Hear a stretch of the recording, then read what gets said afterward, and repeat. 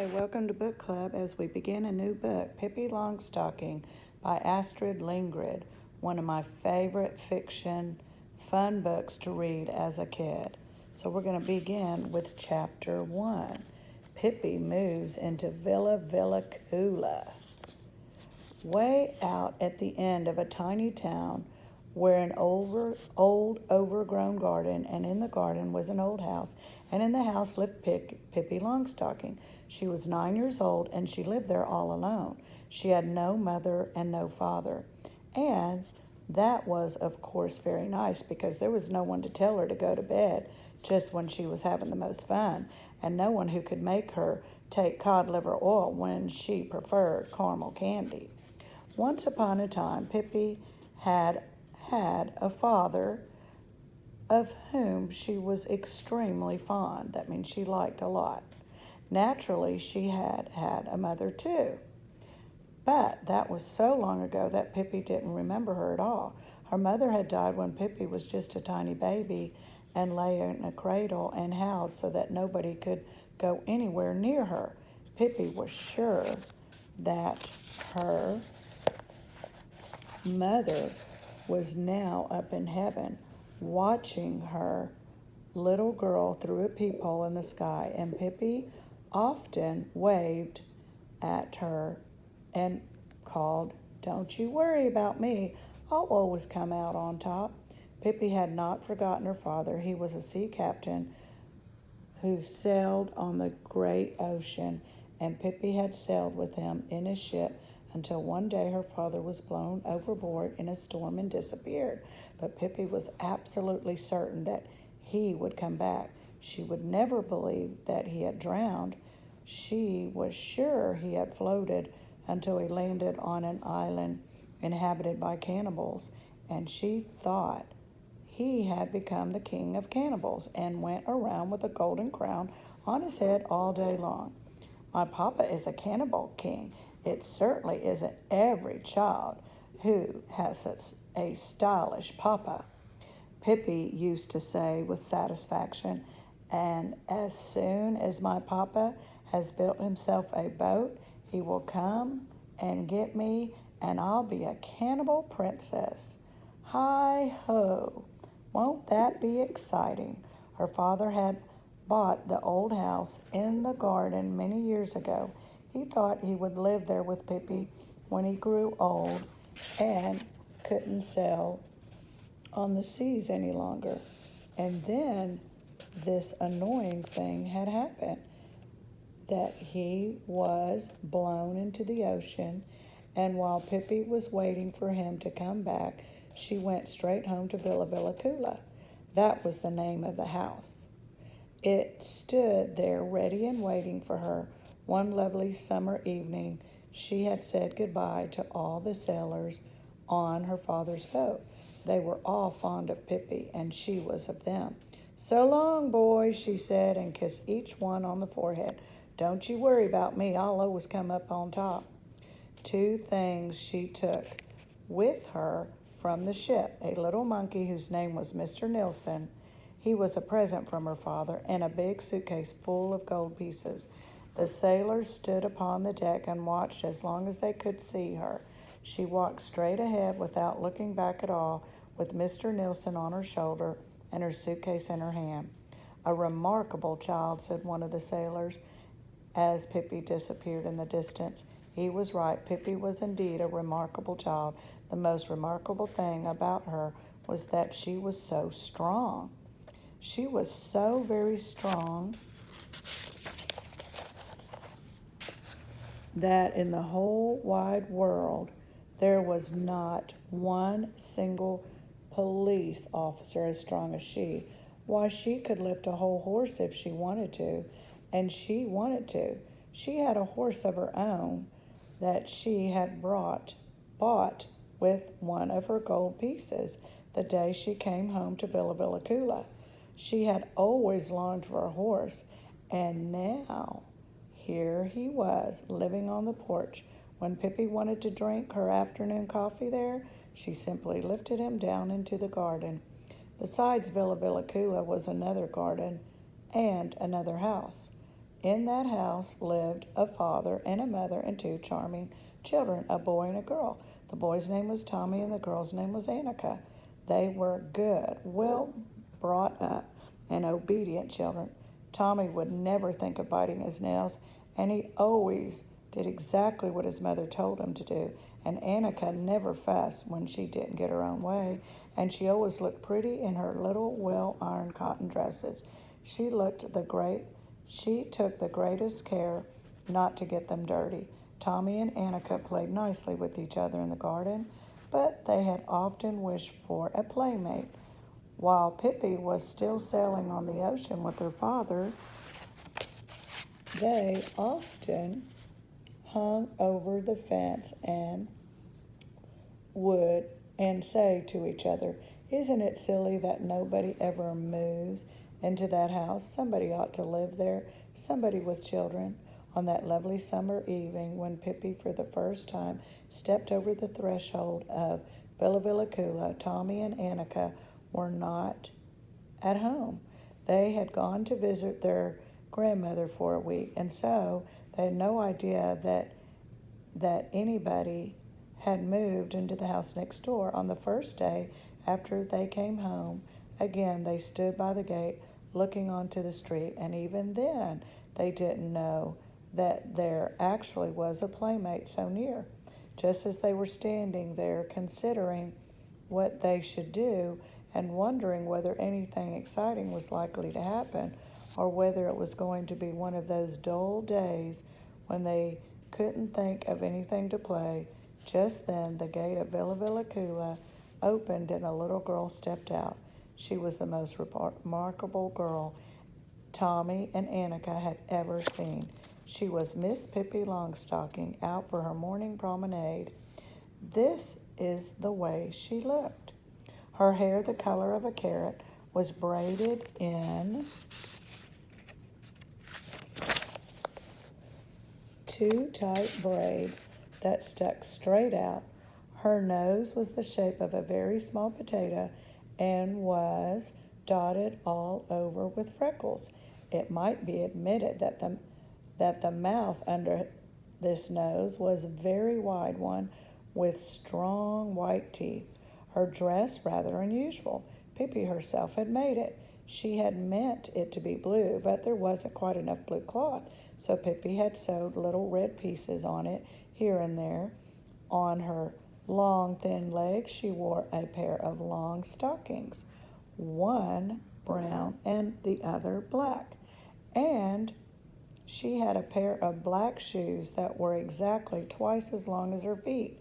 These shoes her father had bought for her in South America so that Pippi would have something to grow into, and she never wanted to wear any others. But the thing that made Tommy and Annika open their eyes widest of all was the monkey sitting on the strange girl's shoulder. It was a little monkey dressed in blue pants, yellow jacket, and a white straw hat. Pippi walked along the street with one foot on the sidewalk and the other on the gutter. Tommy and Annika watched as long as they could see her. In a little while she came back, and now she was walking backward. That was because she didn't want to turn around to get home. When she reached Tommy and Annika's gate, she stopped. The children looked at each other in silence. At last Tommy spoke. "Why did you walk backward?" "Why did I walk backward?" said Pippi. "Isn't this a free country? Can't a person walk any way she wants to? For that matter, let me tell you that in Egypt everybody walks that way, and nobody thinks that it's at least a bit strange." "How do you know?" asked Tommy. Never been to Egypt, have you?" "I've never been to Egypt. Indeed I have. That's one thing you can be sure of. I have been all over the world and seen many things stranger than people walking backward. I wonder what you would have said if I came along walking on my hands the way they do in farthest India." "Now you must be lying," said Tommy. Pippi thought for a moment. "You're right," she said. "I am lying." It's wicked to lie," said Annika, who had last gathered up enough courage to speak. Yes, it's very wicked to lie, said Pippi, even more sadly. But I forgot it now and then.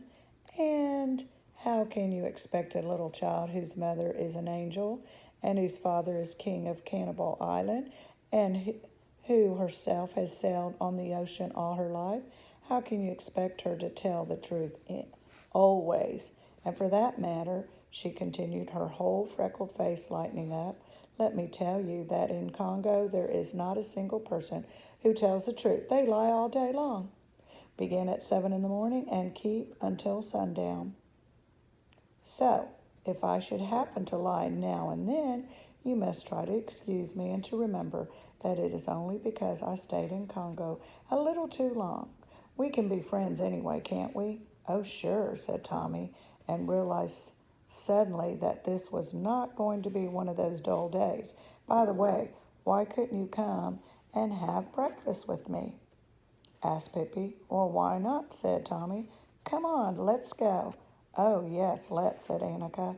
But first I must introduce you to Mr. Nilsson, said Pippi, and the little monkey took off his cap and bowed politely.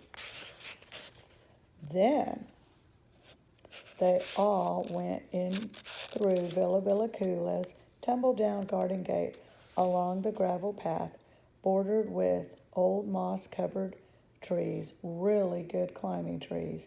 They seemed to be up to the house and onto the porch. There stood the horse munching oats out of a soup bowl. Why do you have a horse on the porch? Asked Tommy. All horses, he knew, lived in stables. Well, said Pippi thoughtfully, he'd be the way in the kitchen, and he doesn't like the parlor. Tommy and Annika patted the horse and then went into the house. It had a kitchen, a parlor, a bedroom. But it certainly looked as if Pippi had forgotten to do her Friday cleaning that week. Tommy and Annika looked around cautiously just in case the king of Cannibal Isles must be sitting in a corner somewhere. They had never seen a cannibal king in all their lives, but there was no father to be seen, nor mother either. Annika said anxiously, Do you live here all alone? Of course not, said Pippi. Mr. Nilsson and the horse live here too.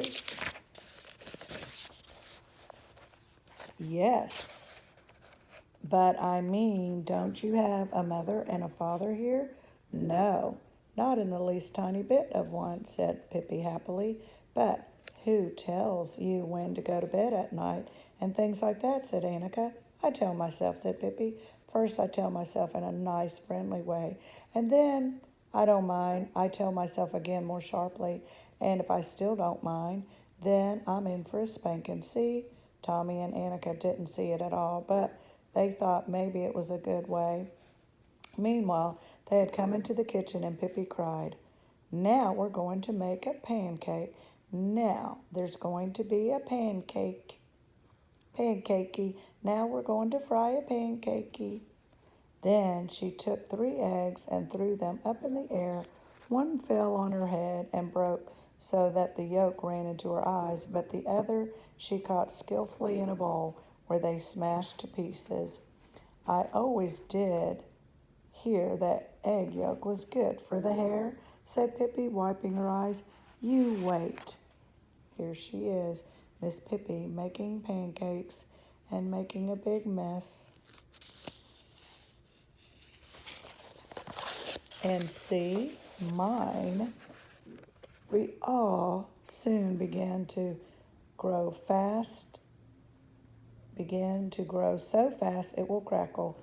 As a matter of fact, in Brazil, all the people go about with eggs in their hair, and there are no bald-headed people. Only once was there a man who was so foolish that he ate his eggs instead of rubbing them on his hair. He became completely bald, and then he showed himself on the street. There was such a riot, and the police were called out. While she was speaking, Pippi had neatly picked the eggshells out of the bowl with her fingers.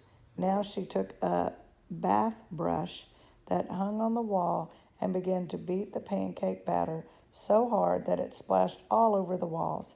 At last she poured what was left into the griddle that stood on the stove. When the pancake was brown on one side, she tossed it halfway up to the ceiling so that it turned right around in the air, and then she caught it on the griddle again. And when it was ready, she threw it straight across the kitchen right into a plate that stood on the table. Eat, she cried, eat before it gets cold. And Tommy and Annika ate and thought it was a very good pancake. Afterward, Pippi invited them to step into the parlor. There was only one piece of furniture in there. It was a huge chest with many tiny drawers. Pippi opened the drawers and showed Tommy and Annika all the treasures she kept there. There were wonderful bird eggs, strange shells and stones, pretty little boxes, lovely silver mirrors, pearl necklaces, and many other things that Pippi and her father had brought on their journeys around the world. Pippi gave each of her new playmates a little gift to remember her by. Tommy got a dagger with shimmering mother-of-pearl handle, and Annika a little box with a cover decorated with pink shells. In the box there was a ring with a green stone. Suppose you go home now, said Pippi, so that you can come back tomorrow. Because if you don't go home now, you can't come back, and that would be a shame. Tommy and Annika agreed that it would indeed. So they went home, past the horse, who had now eaten up all the oats, and out through the gate of Villekulla. Mr. Nilsson waved his hat at them as they left. Tune in next time as we read Chapter 2. Pippi is a thing finder and gets into a fight.